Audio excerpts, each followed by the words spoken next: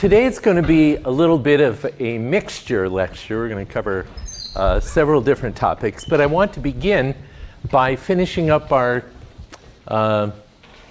where we left off last time. So last time we were talking about policy gradient methods, which of course is simply the idea that instead of learning a value function, a v or a q, and then reading the policy off of that, we could just directly learn a function which is a policy that maps from the current state to the probability distribution over actions to take next.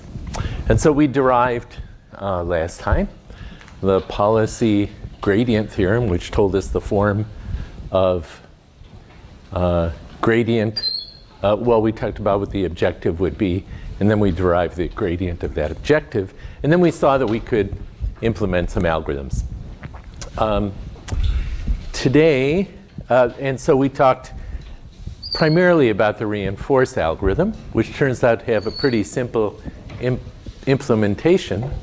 But as you can see, what's going on really, this is the episodic version, is that in the algorithm we're generating Monte Carlo samples. We're having the agent take actions, generating a particular trajectory sequence of states and actions and rewards, and then using that to give us the G. G is just the sum of discounted future rewards observed in that episode. And then because of the policy gradient theorem, we know that we can update the policy parameters, theta, according to this rule. And you can see that what's going on here is we're adding into our current estimate some change to theta, which is depending on the policy itself and the gradient of that, of the log of that policy, and also this reward. And so the idea is we want to increase or decrease theta to increase the probability of actions that are going to give us high expected discounted future rewards. And so it kind of intuitively makes sense, as well as being the result of something we proved last time. We ended up pointing out, that while this Monte Carlo method does work, it's the problem is that it's high variance in the precise following sense. If you look at the values of G that are generated from one episode to another, that collection of G values has typically high variance. And you can see why. If there's some path to a goal where you're going to get a reward and you take it, then you'll get a large value of G. If you happen to take a slightly different one, you won't get the reward.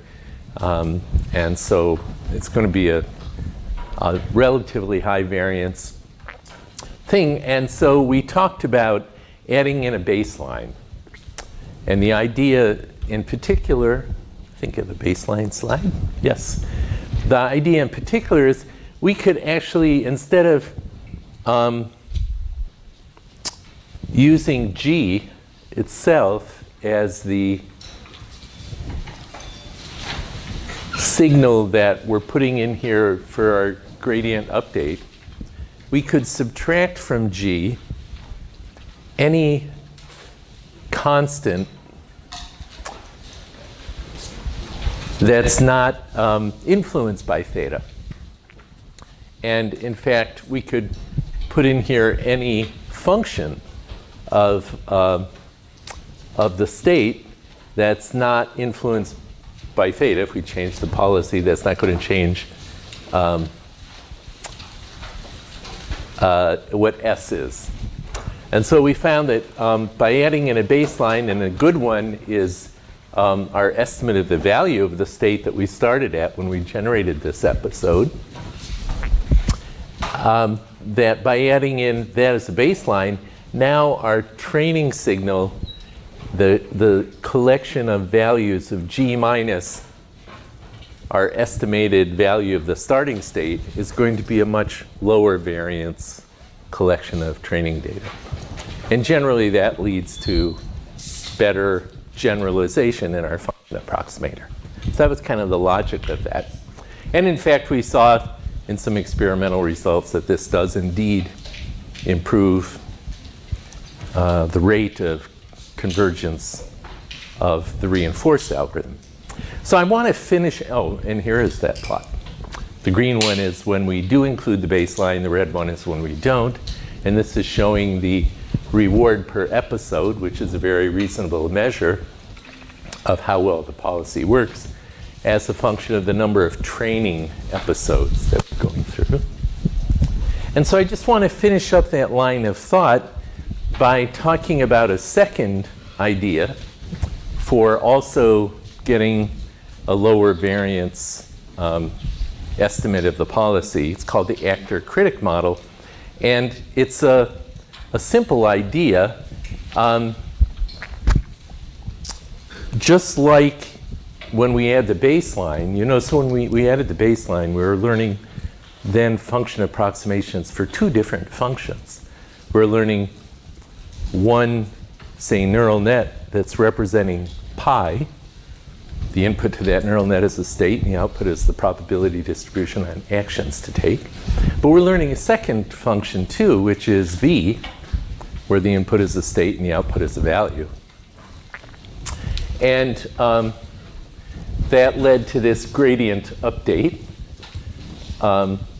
where essentially you could think of G minus the baseline as our target that we're using to update the policy. But the idea of actor-critic is to also learn those same two functions, policy and v, but to use them in a different way. In particular, what we can do is we can, instead of using G as our estimate of how good, instead of using our sampled value of G as our estimate of the expected discounted future reward of the policy for starting from state t, we can use this. We can use the observed reward when we take our first step, plus the believed value of the next state.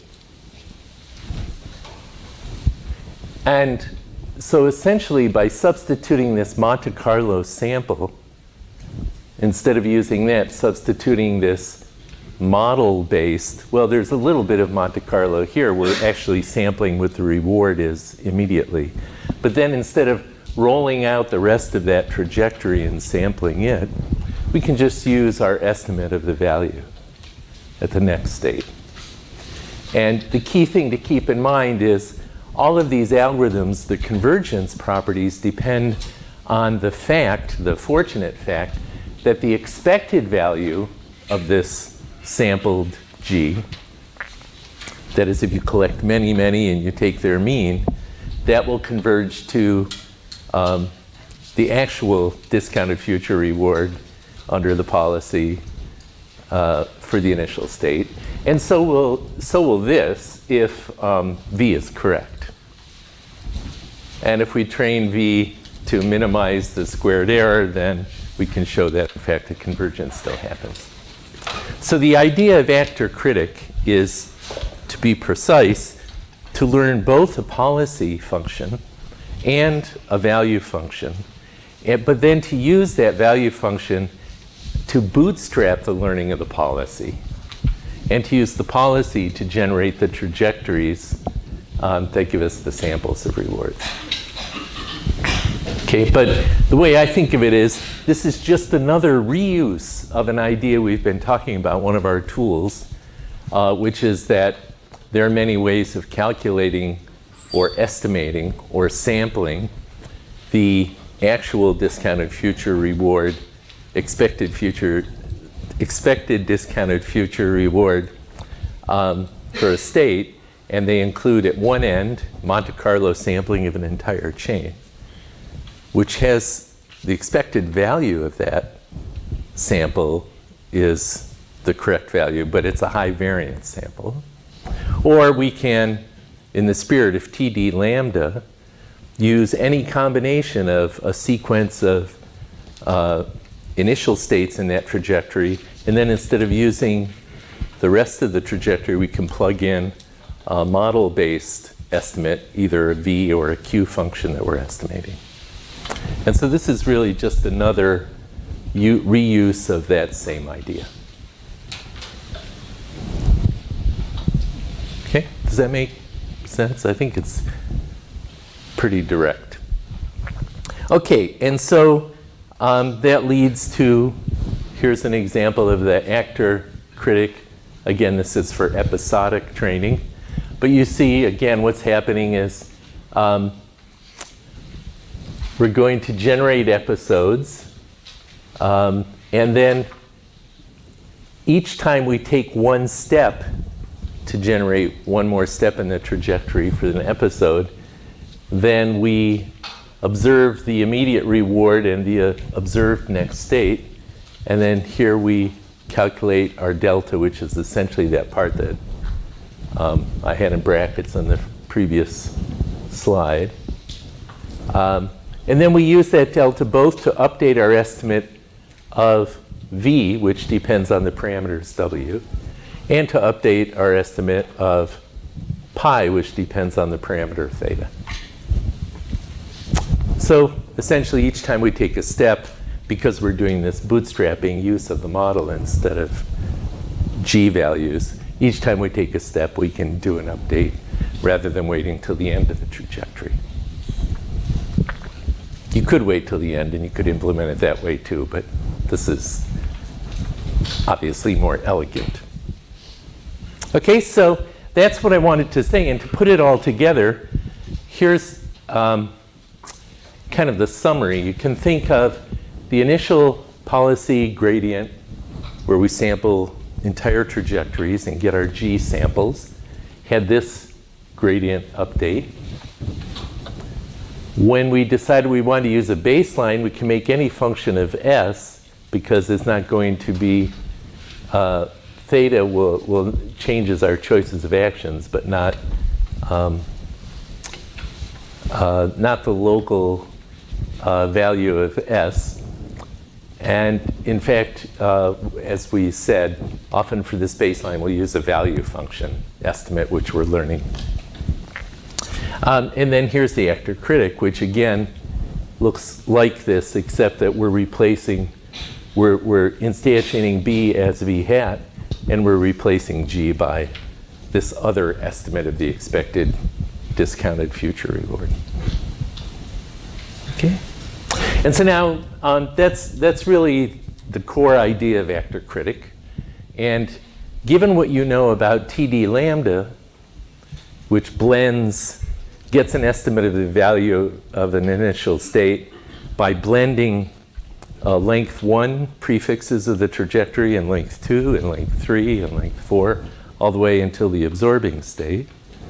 You could imagine how you could use that kind of an estimate instead of this simple estimate as well. And in fact, there are many variations on actor-critic that use these alternative ways. But we don't have to multiply them all out here. You can do that at your leisure. The key idea here is simply that you're going to use a model-based, there's the model-based estimate of the end of the trajectory rather than rolling it all the way up. Okay? Any questions on actor-critic? Yes? So which method would converge the fastest out of Monte Carlo policy gradient and actor-critic policy gradient? So usually this or this work better than that because of that high variance.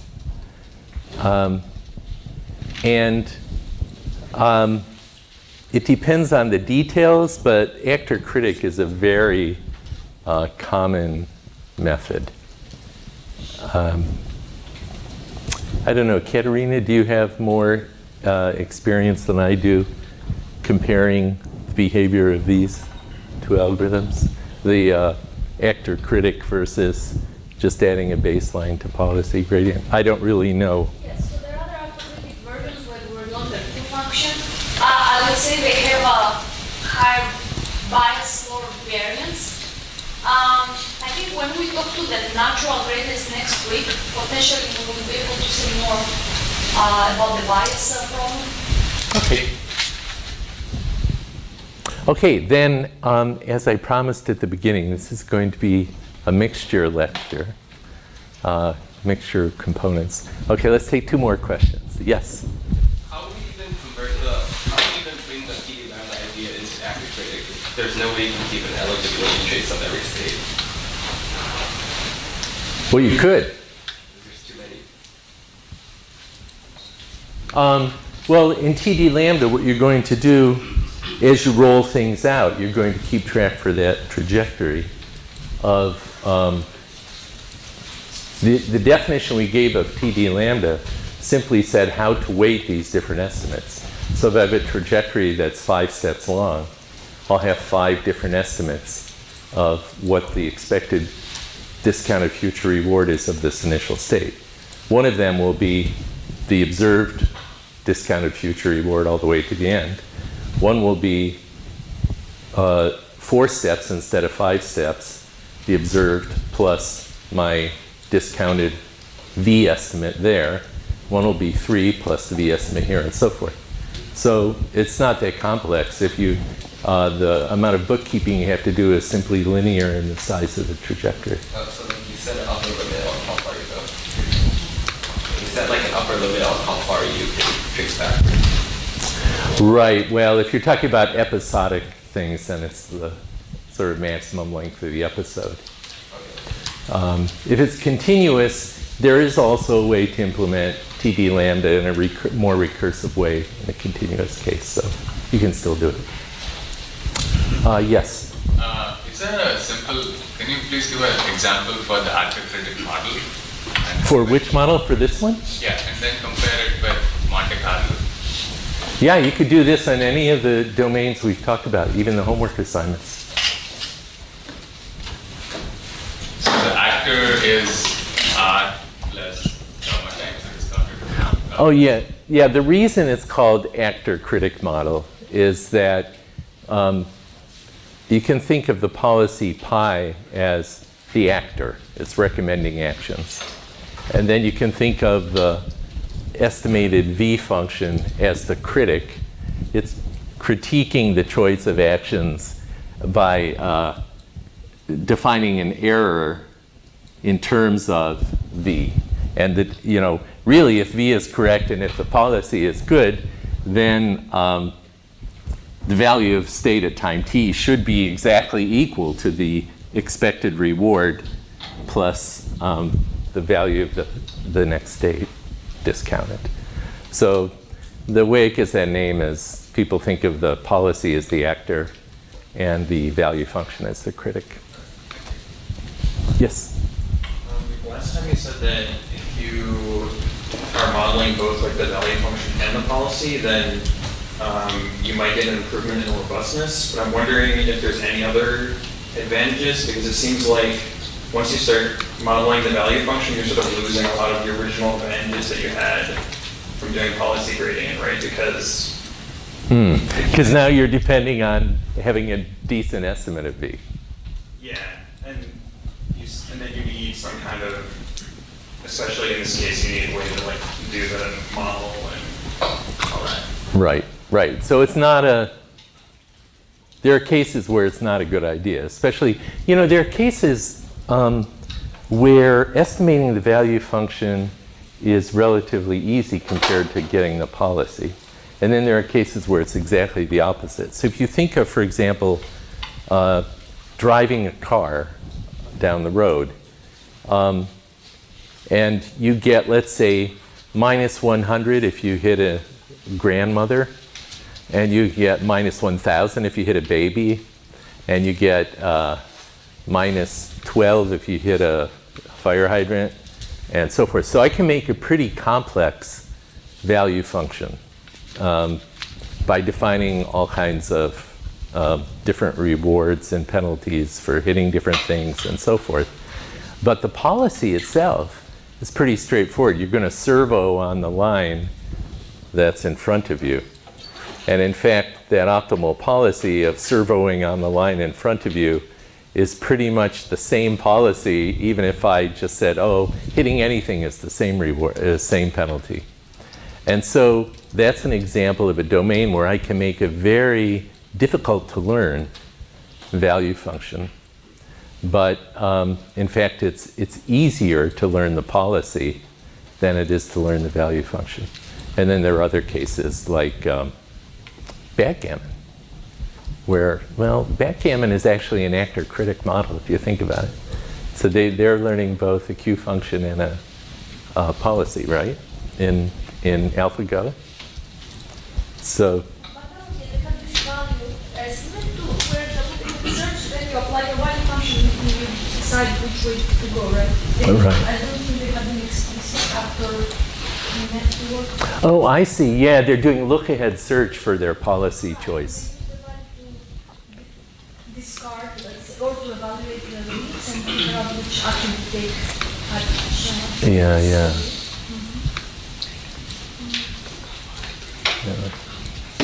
But anyway, you can see that if you engineer, this would be a good homework question. Come up with a worst case for actor-critic, where Monte Carlo is much better than actor-critic, and then come up with a best case. And I kind of sketched out the intuition there. Okay? All right, then over to Katerina for the next section. Are you? So I wanted to discuss about evolutionary methods versus policy gradient methods, and we'll have a small section of this on Monday. And Oh, okay. For the remaining time to discuss about the projects that we just posted. Okay, good. So then given the time, do you want to use the rest of it? Let's start there, and if we finish that discussion, I have some other stuff I could present that's optional brain stuff. I would say we need, so have people read the project description that we released on Piazza? Yes. Do you have a lot of questions? Let's talk it through, and then we'll just see how much we need, because I have some other material I could present that's fun. So how many people have actually seen the project write-up? Okay, so then we should spend some time talking about it, I guess. So let me just say it this way. This semester, what we're going to do is give you 2 environments. You can choose either one to work in. One of them is based on a simulated robot manipulation task. One of them is based on a grid world, navigate and find and collect or eat things. And you're welcome to choose either of these. You're encouraged to work in teams. If you are a lone ranger, we're not going to prevent you from having a team of 1, but actually it'll be a lot more fun and you'll learn a lot more if you work in teams, so we encourage that. In both cases, what we want you to do with the project is explore some of these variants of these algorithms that we've been talking about and use your own creativity to see how well you can architect a reinforcement learning system to do well in that domain. So Katerina has focused on developing the simulated manipulation domain. I have focused on developing the grid world domain. So let me just say a few words about that domain and then turn it over to Katerina. Okay, so in this domain, there's an infinite grid world. It's infinitely big. Don't worry, it gets generated synthetically if you just go over there. It's not really.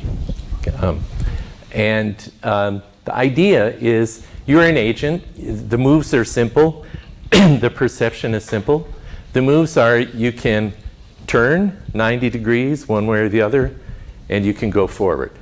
Those are your moves. And The sensors are twofold. You have visual sensor that can see in front of you a certain distance, and you have a nose that can smell different kinds of smells. And so the sensor data for the nose is it's a vector of different smell intensities. And in this world, smells, osmose through the atmosphere. And so if you smell something and you move and the intensity gets bigger, then it's probably you're moving toward it. And the range of smell is unlimited in some sense, although the smell decays with distance, whereas the visual field is limited. And then there are objects in the world. And the objects include, importantly, jelly beans for which you get a reward if you eat them. And the way you eat them is by stepping on them. Your mouth is actually in your foot. Why didn't evolution come up with it? And then there are some other objects, including onions, which you don't really get a reward for, but they do smell a lot, and maybe they're related probabilistically to where other items are. There are also some tools that allow you to pick things up easier. And so what we were trying to do in this domain is construct a rich enough domain that it would let you choose, during office hours, several of you have talked to me about ideas that you wanted to explore in projects. We're just trying to make a domain that's rich enough that you can explore a variety of issues. And in the project write-up, you see we just gave half a dozen examples of kinds of directions you could go. But just to suggest a few of them. One could be learning a good state representation. So as I mentioned, the sensors are simple. There is vision on the grid locally and smell. And you could, if you want, represent the current state by the current set of sensor readings. But trust me, there's a better state representation because, for example, if you just use the current sensor readings, you don't know the derivative of the smell with respect to different directions. You could keep the sensor readings at time t plus the remembered sensor readings at time t minus 1 concatenated as a state representation. Then you'd have the information about the spatial derivative. Also, you can keep your just executed action as a part of the state representation. But if you think about it, that's also going to probably not be the best state representation. And so one kind of idea you could explore here is using, say, recurrent network or some other structure to learn a good state representation. And given all the kinds of ideas that we've talked about using gradient descent with different kinds of target values and how that fits into optimizing the expected reward, you should be able to think through the design of a system that adds to that a state learning component that also somehow fits in with the gradient methods that we've talked about, so that you simultaneously optimize the policy but also the state representation. So there's an example. Another example would be, during the lectures we've talked about things like learning next state function. Learning, we called it a model, although I don't like to use that word because it's so ambiguous. But we talked about learning a next state model that, given a state and an action, predicts the next state. We talked about, briefly about if you had that, how you might use it to further improve the learning in the world. We talked about advantage functions. That is, instead of learning, say, the Q value, we could learn the difference between the Q value at one time and the next time. So there are a lot of ideas that we kind of mentioned throughout lectures. And so to complete this, the idea in the case of the jelly bean world is, well, actually in both projects, what we want you to do is form a team, and around the first week of November, there will be a deadline for this year halfway point for you to submit a midway report. The midway report will be very brief, like maybe a couple pages. But the idea is, if you do the Jelly Bean world, then your midway report should be a baseline implementation of a reinforcement learning system that works. And then that will give you the remaining time, 4 weeks, to do the kind of interesting thing of exploring alternative reinforcement learning architectures that might beat that. So for example, what I strongly recommend would be implement the deep Q learning algorithm that we talked about as a baseline. We have already done that in this domain, and it does work, so you should be able to get that to work. It's not that difficult. And then that can be a kind of starting point where you can add in other ideas about how to make a more sophisticated agent and try to have it produce a learning curve that dominates the learning curve of your baseline system. So midway report, baseline system. Final report, experiments on how to improve over the baseline. We thought about having a leaderboard. We might do that or we might not. The trade-off is we don't, sometimes you put a leaderboard, people get like hyper competitive and think, I want to get the A+++. So I want to, you get the idea. But what we really are going to grade you on is not being first or second or 12th on the leaderboard. What we're going to grade you on is how creative you are in putting together these ideas in your system, and how correctly you describe and experiment and test that system, see how it works. Because the point, the point of this course is for you to become experts at designing variants of reinforcement learning systems. And a key part of that is understanding how to experimentally work with them and evaluate alternatives. So that's really what we're looking for, your creativity and your competence. And it'll be fun to see the different architectures.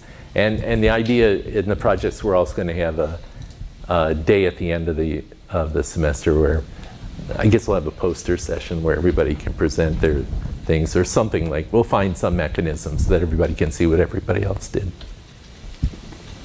Okay? So, Katerina, do you want to just? One question. The DQ and the baseline, what's the representation? Do you assume they're going to take the pixels as input and try to do something, or you will give them a hand design state which they work? You can, a good baseline that I would recommend is to use the current sensor readings, the previous time sensor readings. The sensor readings is not a pixel. They give you already the entities and their locations. Yes, so what the visual field is a grid, but you see either empty or jelly bean or onion or, so the value of that grid point is a discrete valued variable, which is either empty grid cell or the name of something. Like 100 is onion and 010 is. Right. I see. Right. And their obstacles are another item that can be in a grid cell.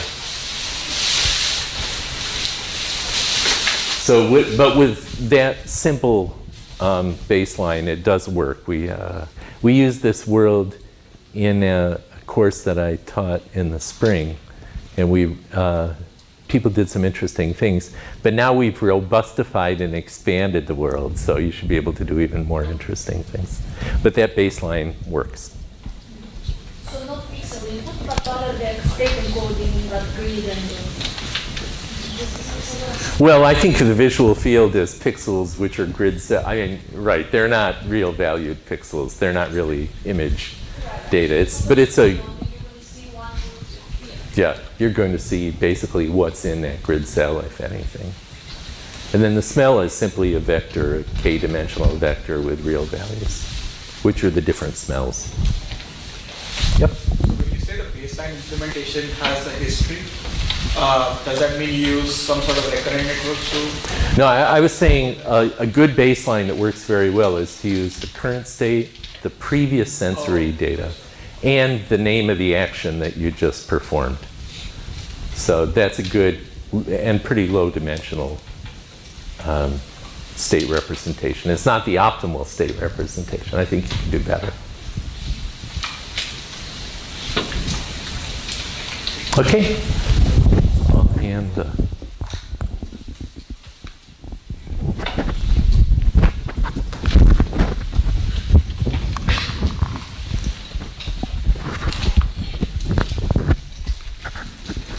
All right, so along with the navigation world, we also have a manipulation world. Okay, the manipulation world is a physics simulator like Bullet. There's going to be few objects in terms of 3D meshes and their physical properties, which we are going to provide. And there are going to be some targets. For example, put this object on top of that object, or put this object inside the container. All right? And we will evaluate if you manage to do this action using your training examples that we gave, the training objects, as well as when I give you a new object. Now, based on what you learn, if I give you a new object, does your policy straight away succeeds, or how much time do you need to adapt your policy to work on this new object, if that makes sense? What are the big differences between the two domains? There are many differences. One of them is that we have continuous actions here. Okay, we have a gripper.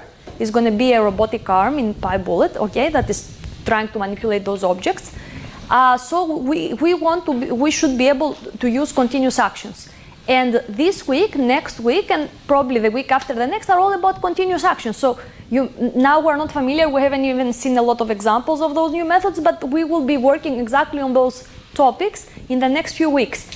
That's number one difference. What is the number two difference? Whatever we've seen so far, for example, winning a game or winning on the navigation world, you have one goal, okay? You want to get the maximum expected discounted future reward, all right, of that world. Here, the goal could be, for example, put this object in that container. That container may move around, right? So you should not just learn the policy of putting this object on this container, but you should learn a family of policies that can handle any desired destination of the container, for example. And the desired container may not have a particular shape, may vary also shape-wise. Does this make sense? So you will have multiple goals, and we'll discuss about multi-goal policies in the next week. Okay, so I would say these are the two biggest differences. The other thing we discussed is whether you guys should work using directly images as input. You have your physics simulator. Of course, the simulator knows everything, has a 3D shapes and locations and orientations of all the objects. But you know what? You can also place cameras wherever you want. You can project and render that world and assume that my input is an image at the end of the day. Because at test time, I don't have a ground truth world. I need to handle the partial probability, the occlusions, etc. So I should be able to use images as input. So that will depend. People that want to use ground truth 3D locations for the objects, which we are going to visit specific algorithms that do this next week. So now you may sound like unfamiliar, but next week and the week after next, these things will sound more familiar because we'll visit specific papers with those representations and specific algorithms that build on top of actor-critic methods we just saw, okay?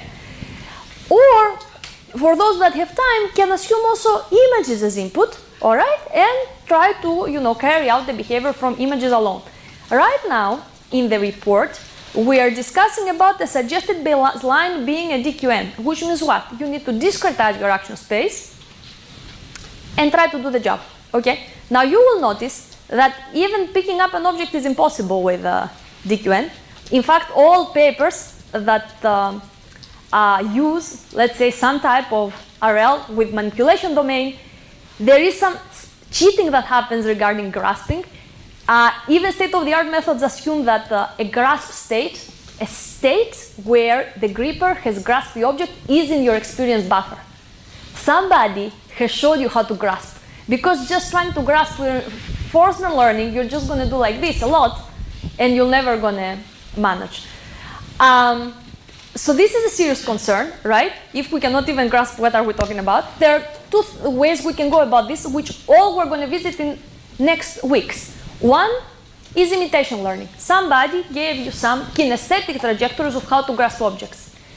A second is some controllers that you can learn, model-based controllers, which they learn dynamics, they learn linear dynamics, very simple dynamics across a particular trajectory, and they only work with a particular initial position and a particular goal position. So you say, I start my gripper from here, and I want the final object to be grasped and to be there. Okay, and we'll see that even with this very loose specification, those trajectory optimizers are able to do the job. Now, you don't learn the general policy in the sense that if you have a new starting location and a new location of your object, the trajectory that you just learn from that controller is useless. Okay, that trajectory only works for this particular configuration. But it grasps on its own. Nobody needs to show how to grasp. Does it make sense? You put some rewards that, you know, the gripper better be close to the object, and the object then needs to follow that trajectory. And because they move and they learn dynamics, they're able to figure out how to grasp. Okay, while RL methods that completely forego the learning of dynamics cannot do it. Does that make sense? Great. So we will use this type of planners, these planners. Why we call them planners? Because they learn dynamics. So far we've all talked about planning with known dynamics, right? AlphaGo and whatever, Atari, also we saw Monte Carlo research, so here we're going to be learning dynamics. And one way we can do it that people do in the literature is they use those planners as supervisors. Instead of asking a human of how to put A on top of B, you put your trajectory optimization method, all right? And even with not a particular initialization, you take the output of that planner and you use it as supervision for you to learn policies. And then you run this planner for this configuration and then that configuration and that configuration and distill the output of your planner into your policy. And you also don't waste a lot of examples. So this is great. Okay, this is great. We will see those planning methods not next week, potentially the week after the next or the week after the next. I think the right way to do it now is to schedule the lecture so that we can provide maximum information for your project as early as possible, and then do the more kind of lectures that are project unrelated a little bit later. So we'll make sure we do that. But that's it. I think these two worlds are very complementary. I very much don't want all people to choose one world, in particular the navigation one, right? We want people in the manipulation world, and we can make sure we have recitations every week for our, you know, TAs to suggest ideas and make connection. Oh, how this paper is in this project, how can you see it to be related to this project, etc., etc. Okay? So right now it may look like, oh, what I'm going to do, but you know, that's the whole point of the next 2 months. We're all going to work together to achieve this. And now what are we going to discuss? Questions? Yes? So, I mean, the second one sounds a lot harder than the first. Yes, that's the problem. That's what the TA also said. Mm-hmm. Is it okay, like, for an interim report, for instance, we could assume something like a magnetic or vacuum grasper, so as long as we're near enough an object, we can turn on grasping? Yes, you can. Very nice. I see your point. So what you're saying is that the grasping is difficult and pick and place is very easy. So why don't I try vacuum grasp? Yes, you can. Actually. First half, and then maybe work on. Yes, absolutely. Mm-hmm, mm-hmm. Now, something that I would like to say is that to understand, this navigation world doesn't have really visuals, right? It doesn't have really pixels. I'll never see an onion. We don't have an onion. Okay. There's no real computer vision. I see. Okay. All right. We will see in coming weeks a lot of model-based techniques. How can we learn a model of the domain? Also, we will see beautiful structural biases for the architecture. For example, we'll visit a paper that instead of taking a frame and encoding into many convolutions, here is your vector, okay? What they do is they try to learn a lot of object proposals. They learn a lot of object proposals of different entities. So in this case, it would be the onion, the jelly bean, etc. And then they learn relations between those entities, how these entities are related through relational neural layers. And this may sound now difficult, but if you see it's just a spatial softmax plus, which we discussed a few times ago, plus some layers that essentially take pairs of those entities that the spatial softmax proposed and predict, how try to see how they're related. So that would be related for the first domain, but also for the second domain. That's all I wanted to say, that whatever we're going to visit from now on, it's all about useful structural bias for your architectures and training algorithms that you could exploit for the two environments. One thought that came to my mind when Tom talked about memory, all right? I mean, me, being a computer vision person, the first thing I thought is, oh, this memory better move with me, in the sense that I don't want to take the first grid arrangement and mush it with the second grid arrangement. So now the jelly was there, now the jelly came here because I moved. I would like to estimate my ego motion, how I'm moving, and potentially in the navigation world is already given, and then integrate in a geometrically consistent way, in some sense, okay? So I disentangle how I move versus how the jelly bean moves, because the jelly can be moving. I don't know if these guys are moving at all, but in any case, that could be some smart thing to do, potentially, okay? So we will see what people have done in their papers, and we'll get a lot of beautiful ideas, and all these things will be very concrete and very simple to use, right? Great. If people are upset with projects and they want a particular new domain, for example, somebody may say, I want to learn to drive, not to navigate or to manipulate. No, it is not going to be. It is not going to be. Oh, yeah, you better choose either one or the other. Okay? I just want to support what Katerina said. Because think of it this way, and I've had discussions with some students who thought, oh, but I want to do a totally different domain. If you do that, you'll be a lone ranger. You'll have no support group. No recitation. Right, no TAs will talk to you. And you'll have no other students working in the same domain where you can swap stories and say, oh, here's what I'm doing, but maybe we should So it really helps in this case to use each other as co-teachers. Right, and we believe that putting these two projects down will very much encourage people to really understand every paper and see what bit they can borrow from this paper into their own problem, which if you choose your own exotic project, then you see all papers are unrelated and you cannot try to understand the common things that can be combined so that you can get a working system ready. Okay? Great. Yes? Just one other thing I wanted to point out, since we were talking about the baselines. For the manipulation world, Katerina's project that she was describing, you guys are encouraged to kind of decide the baseline yourself first. Oh, yes, exactly. Because by the time the mid-November report comes, we will see a lot of beautiful continuous action policies, and we will visit papers, particularly for control, i.e. manipulation, right? They call it control.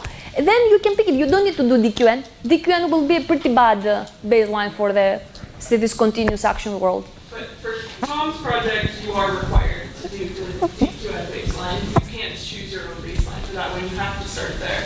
Okay, so just something that I want to make sure everyone's clear on before you go into this. Yes. Considering that we only have two domains that we'll be working on as a class, is there any collaboration policy across teams that you're encouraging, or just go and explore by yourself, each team? Hey, so let me tell you. So here's the thing.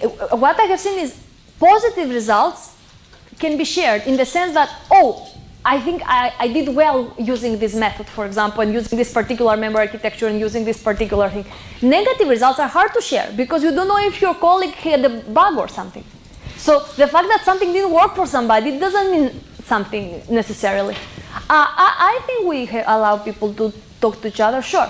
Ideally, we want to come up with novel and powerful architectures and things like this. Yeah.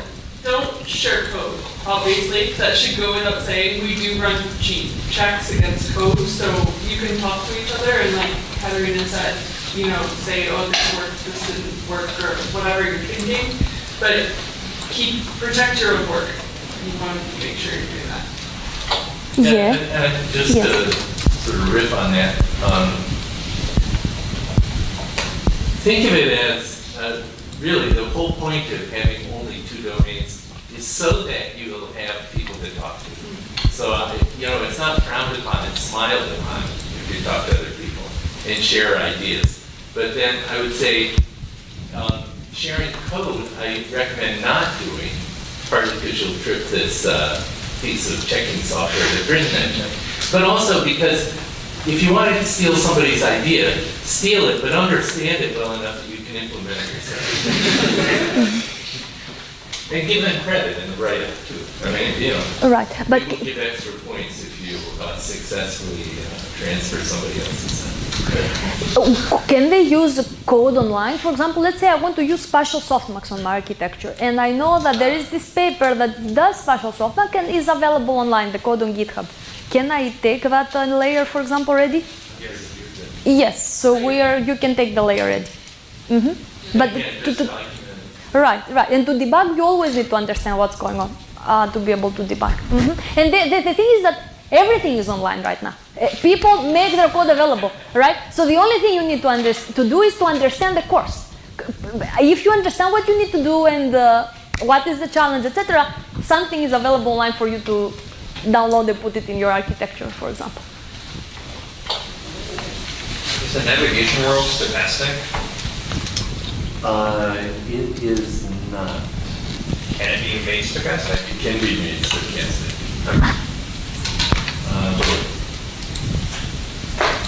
We could maybe even put a parameter in there so that people who want to deal with that or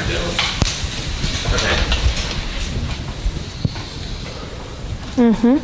Yeah, and so to use that as a training example, if there's some particular issue that you want to explore and think, oh, well, gee, if we just, added this tweak to the world, we could explore it. Let us know, and if it's a straightforward change, we'll do it. I think stochastic world is a good idea. So for manipulation is not, but for example, it can be the same mug, but with different mass, right? And you want to, but by the way, there is tons of variations on this manipulation project, and I think as we go along, like next 2 weeks, we can nail it down or specialize it to each one of you. Oh, I want to explore how the physical parameters change. Oh, I want to generalize. Oh, I don't want to generalize. I want to have the same object before and after, but do something fancy with it, or whatever you prefer. Okay? Yes? What's the computation requirement like how long for training, how long you train process? Then, well, it depends on what you're implementing, on what method you will be implementing, right? Do you agree with this? I mean, roughly, like if it takes too long, we haven't. I see. What I'm trying to say is the following. Depending on whether you randomize the target location or not, it is very different how fast you'll learn your policy. Of course, if you want to randomize initial conditions and final conditions, as opposed to, oh, my gripper will always start like this, the object will always start like this, and should always end up there, this is much easier than just saying, oh, the gripper can start anywhere, the object can also start initially anywhere, and the target can also be moved around anywhere. Do you agree? Right. So it varies based on how much you want to. But I would say the DQN that you trained in that navigation world, I think they're asking how long it took to train it or something. It was like 10 hours on the laptop. 10 hours on the laptop. We will provide, Amazon. also. Right. But you need to use those wisely because there's a cap on the byte. I have a question about you said the objects can change in the manipulation world. Like, do we have any parameters on, Yes, you're given the object. So what I'm trying to say is that you may want to learn a policy of how to put A on top of B. It is very different if you want to learn to put this particular object from that initial position to that final position, versus the initial position can vary and still your policy should handle it. The final target location should vary and your, policy should handle it by parameterizing respect to that goal location, and also with respect to using always a cube versus a cube or a sphere or some other cylinder object. It varies. If your policy can only handle a cube, then it's going to be faster to learn as opposed to changing the object. Yes, the objects are going to be given to you. All the objects. Yes, all the objects. All the objects. So in the manipulation task, are you saying that we should build a controller ourselves first using non-RL methods and then use that as the supervisor? That would be one way, and it is not that hard. For example, last year we had this controller to be the homework assignment. So you take the homework assignment and you put as supervisor. Okay, so will we be provided with the blueprint of the robot, like how long are the lengths are? Oh yeah, the robotic arm is there for you. The environment is going to be given. The robot is going to be given to you in the simulator. Okay. Yes, and the objects. So the environment pretty much is going to be given to you.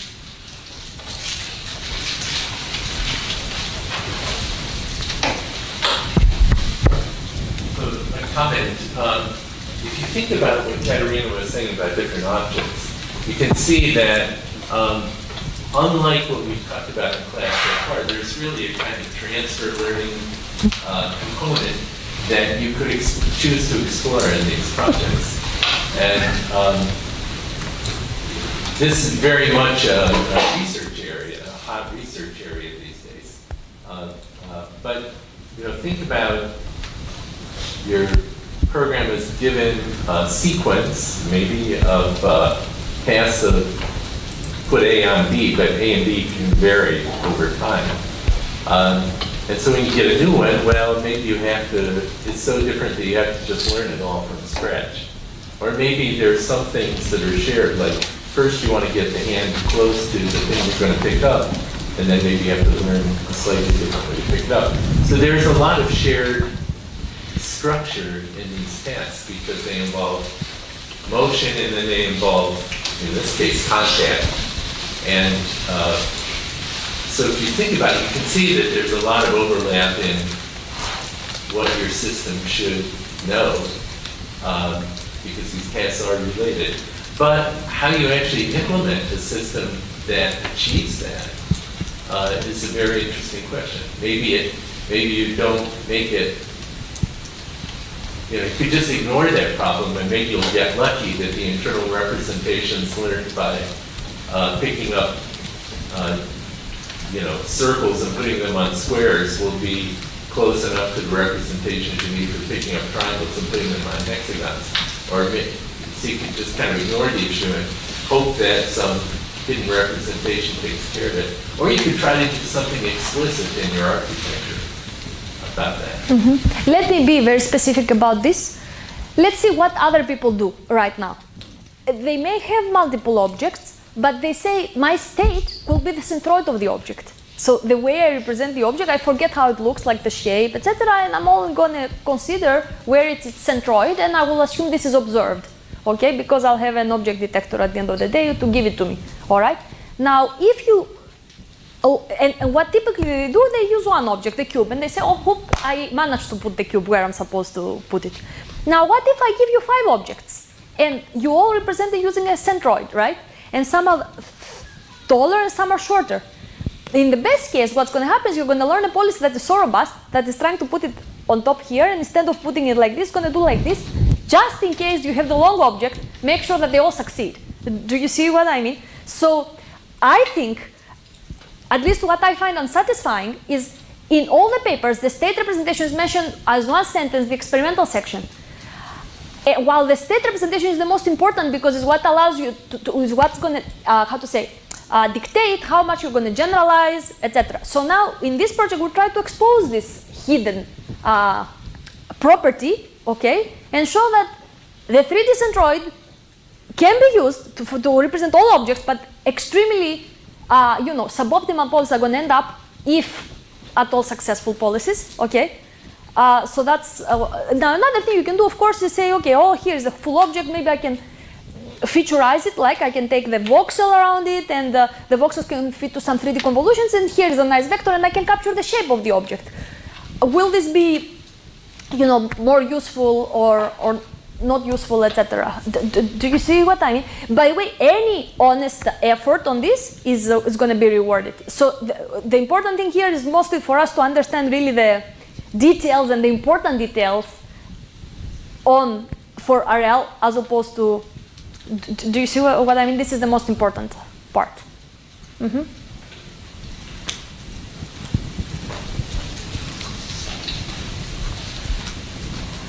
All right. One thing I want to mention is since we announced the projects, it would be useful to have regular stations for people to discuss. I think there's going to be a lot of understanding happening in their stations, right? Yes. So not everybody, you don't need to go. It's optional, but it seems that it's going to be useful. Yeah, I think it's a great idea. We do have this room reserved on Right, right. except for this Friday. Except for this Friday. So maybe we could even use the first half of that 80-minute, first 40 minutes for people who are more interested in Project A, and the second 40 minutes All right. B, but you're welcome to stay and All right. something like that.